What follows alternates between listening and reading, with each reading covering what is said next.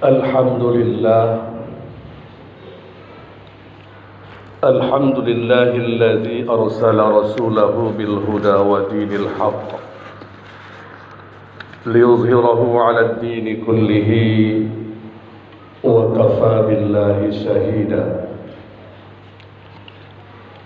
Asyhadu an la ilaha illallah wahdahu la syarika lahu wa asyhadu anna Muhammadan 'abduhu wa rasuluh. Allahumma salli wa sallim wa barik ala sayyidina wa maulana Muhammad wa ala alihi wa ashabihi ajma'in. Amma ba'du, ya ayyuhal muslimuna rahimakumullah, usikum wa iyaya bittaqwallah wa ta'atihi la'allakum tuflihun. Qala Allah Ta'ala fil Qur'anil Karim, a'udzu billahi minasy syaithanir rajim, bismillahirrahmanirrahim. Ya ayyuhalladzina amanu taqullaha haqqa tuqatih wa la tamutunna illa wa antum muslimun.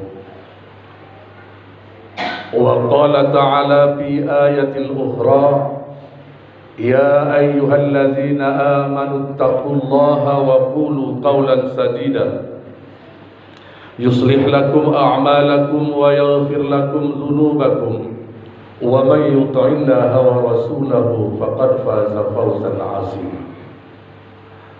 Ma'asyiral hadirin sidang jamaah Jumat yang dimuliakan Allah Subhanahu wa taala. Bersyukur kita kehadiran Allah Subhanahu wa taala dengan mengucapkan alhamdulillahirabbil alamin.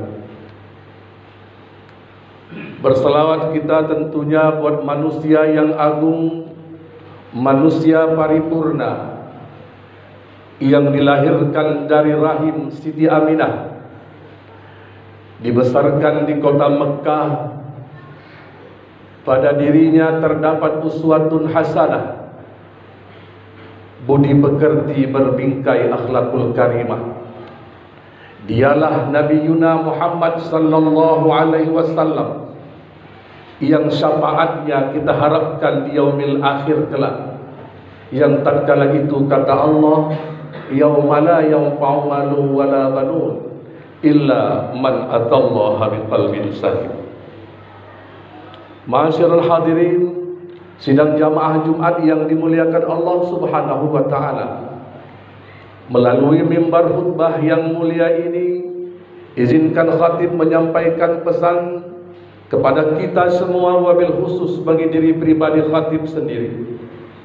Mari sama-sama kita senantiasa memelihara, menjaga dan meningkatkan iman dan takwa kita kepada Allah Subhanahu wa taala. Karena iman dan takwa adalah merupakan perisai. Iman dan takwa adalah merupakan bekal yang nantinya akan kita bawa tatkala kita kembali menghadap Allah Subhanahu wa taala. Hadirin kaum muslimin sidang jamaah Jumat yang dimuliakan Allah Subhanahu wa taala. Dalam waktu yang relatif singkat ini, izinkan khatib mengetengahkan tema atau judul khutbah kita adalah membangun generasi Qur'ani. Kaum muslimin sidang jamaah Jumat yang dimuliakan Allah Subhanahu wa taala, seiring perkembangan zaman, hari ini dapat kita saksikan bertumbuh dan berkembangnya pondok pesantren tahfizul Quran hampir di setiap tempat, hampir di setiap kampung, hampir di setiap negeri. Pondok-pondok tahfiz Al-Quran tumbuh, bak cendawan tumbuh di kala hujan.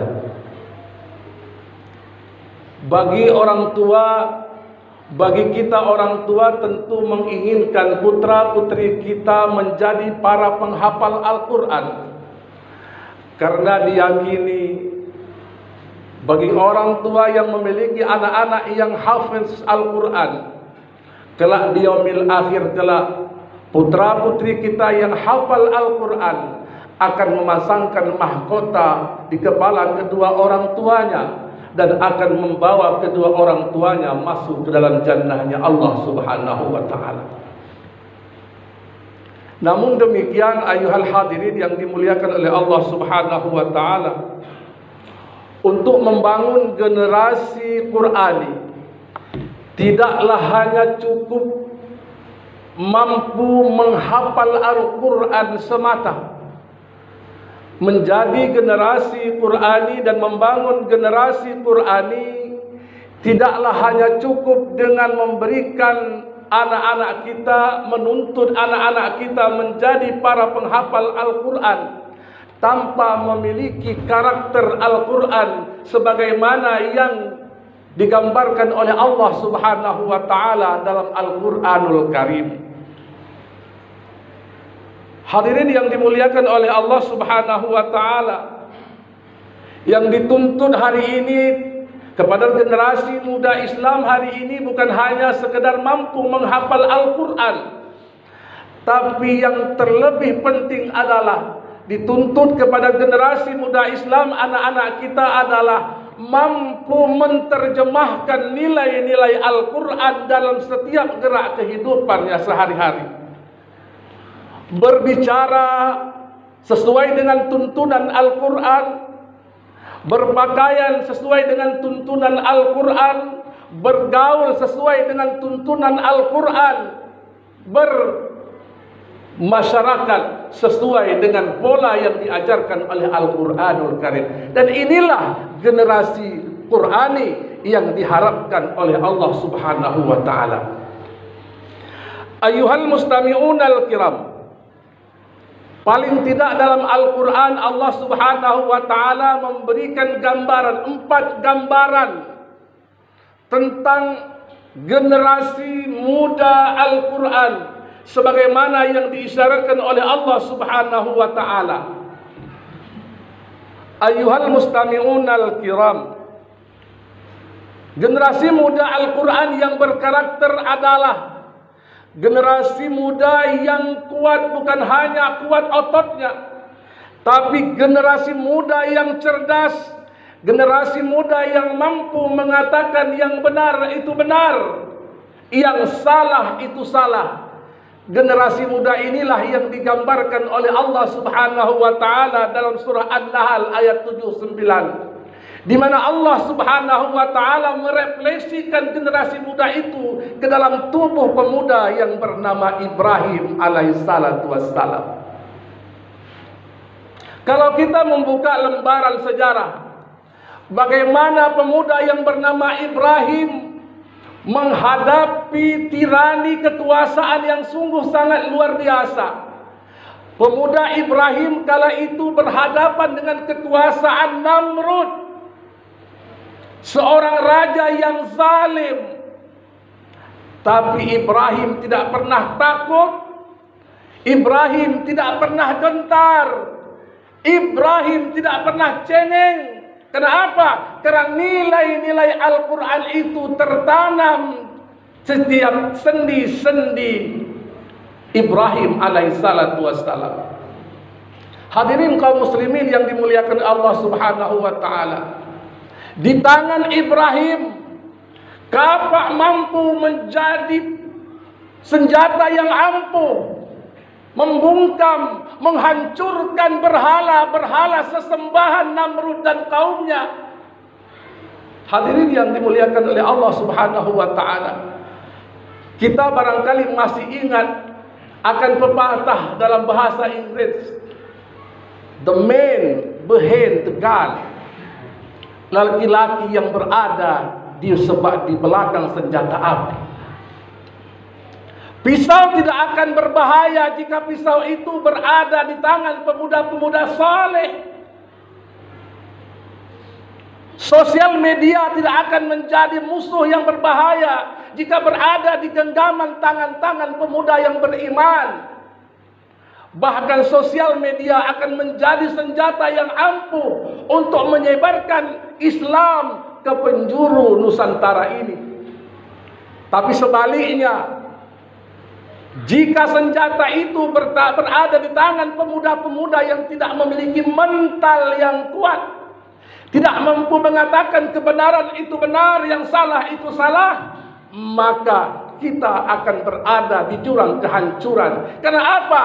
Karena kita hari ini hidup di zaman yang serba membingungkan. Karena apa? Tatkala kita menyampaikan kebenaran, kita dianggap salah.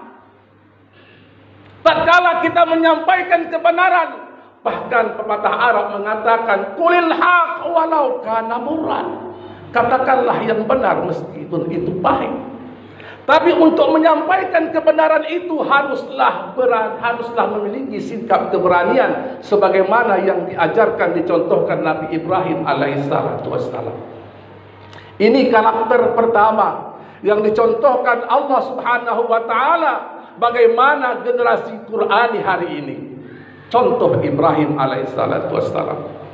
Hadirin kaum muslimin sidang jamaah Jumat yang dimuliakan Allah Subhanahu wa taala. Yang kedua, karakteristik pemuda menurut Al-Quran yang kedua adalah pemuda yang memiliki ketaatan kepada Allah Subhanahu wa taala dan pemuda yang memiliki ketaatan kepada kedua orang tua. Inilah yang Allah Subhanahu wa taala contohkan kepada pemuda yang bernama Ismail alaihissalatu wassalam. Tatkala Allah Subhanahu wa taala berfirman, "Falamma balagha ma'ahu sa'ya qala ya bunayya inni ara bil manami anni azbahuka fanzur madza tara." Qala ya abati fa'al ma tu'mar satajiduni insyaallahu minas sabirin. Ini karakter kedua. Ini karakter pemuda menurut Al-Quran yang kedua adalah pemuda yang taat kepada Allah Subhanahu wa taala dan taat kepada kedua orang tua. Kaum muslimin sidang yang dimuliakan oleh Allah Subhanahu wa taala. Oleh karena itu menjadi tanggung jawab kita sebagai orang tua untuk menanamkan nilai-nilai ketaatan kepada putra-putri kita. Apapun profesinya, sejauh manapun ia belajar, setinggi apapun pendidikan yang hari ini kita berikan kepada mereka, harus kita tanamkan kepada anak cucu kita akan ketaatan kepada Allah Subhanahu wa taala, menjadikan Allah nomor satu dalam kehidupannya, menjadikan Allah Subhanahu wa taala tujuan hidupnya. Inna salati wa nusuki wa mahyaya wa mamati lillahi rabbil alamin. Ini karakter yang kedua yang Allah Subhanahu wa taala contohkan, repliksikan dalam diri Ismail alaihissalatu wassalam. Kaum muslimin sidang jamaah Jumat yang dimuliakan oleh Allah Subhanahu wa taala. Adapun karakteristik pemuda menurut Al-Quran yang ketiga adalah pemuda yang memiliki sifat jujur, berakhlak, profesional, sebagaimana yang Allah refleksikan, Allah contoh teladankan pada pemuda yang bernama Yusuf alaihissalatu wassalam. Kaum muslimin sidang jamaah Jumat yang dimuliakan oleh Allah Subhanahu wa taala. Mari sama-sama kita simak firman Allah Subhanahu wa taala. A'udzubillahi minasyaitonir rajim. Bismillahirrahmanirrahim. Qala ij'alni 'ala khazainil ardh inni hafizun alim. Tatkala pemuda Yusuf berkata, "Berikan jabatan bendahara itu kepadaku." Ini menunjukkan Yusuf itu seorang pemuda yang profesional.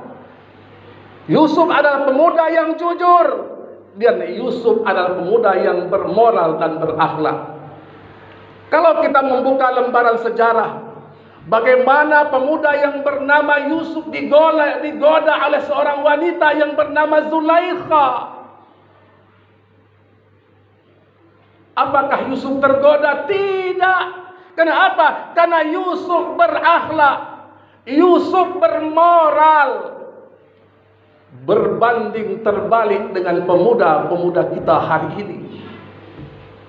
Oleh karena itu hadirin kaum muslimin yang dimuliakan oleh Allah Subhanahu wa taala, menjadikan anak-anak kita penghafal Al-Quran baik, menjadikan anak-anak kita hafiz Quran bagus, tapi menjadikan anak-anak kita berkarakteristik Al-Quran itu jauh lebih bagus.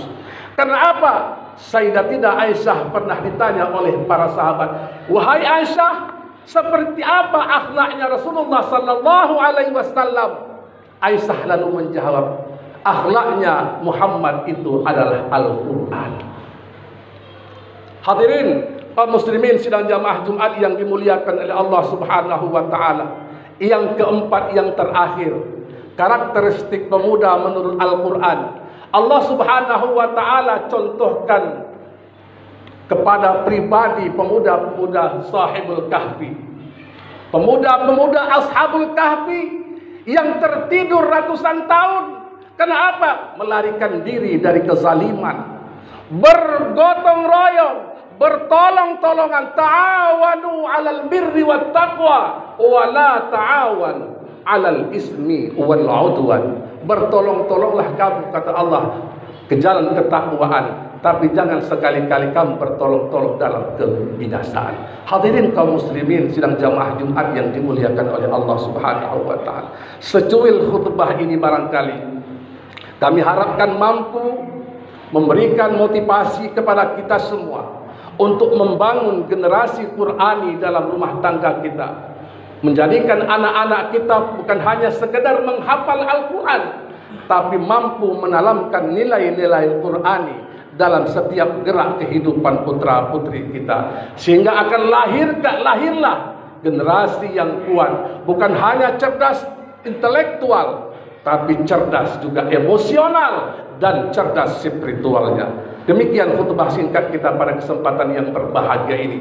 Mudah-mudahan ada manfaatnya bagi kita semua. Fa'tabiru ya ulil absar la'allakum turhamun.